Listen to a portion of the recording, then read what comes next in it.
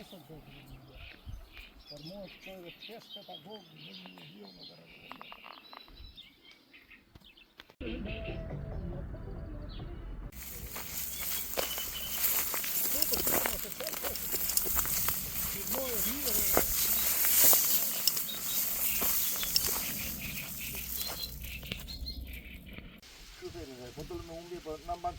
Juve thatë që e shullur, ndjeshëm sipërfaqet e mbilla me grur. Po. Pse ka ndodhur kjo?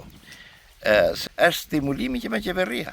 Qeveria thot mos e mbill, sepse ka servi plot, ka bëjëdhora si plot. Vjen më lirë, juve ka kosto, një rrugë tjetër.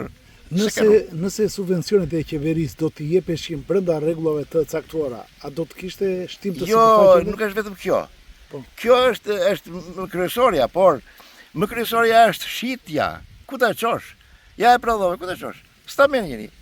Ai tregtari thotë gruaji shqiptar, gruaji juaj s'ka gluten dhe nuk ka cilësinë e dur, e marrin mirë nga jashtë. E din ata, prandaj them që është qeveria ajo që i ngurron punë. Është ajo që s'do që të bëhet. Si fermeri i vjetër dhe keni vite që kultivoni grurin të sherrën Elbit. Po. Sipërfaqet djerë janë shtuar apo janë bërë paksuar? Shumë fare, shumë fare. Sa ka vajtur në fshatin tuaj sipërfaqja e tokave djerë? Toka djerë do të jetë tek 70%, që ma vetëm korrir bardh dhe asgjë tjetër.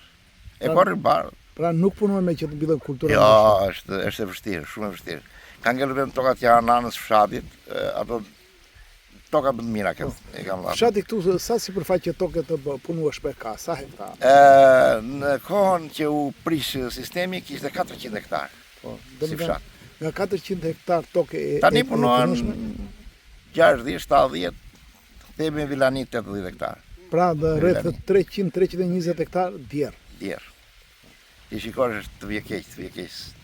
Edhe kemi ngelur një 3-4 veta ne që punojmë, që po e mbajmë akoma gjallë punën se po ikim, po u spostuam dhe neve, nuk e dim që do bëhet.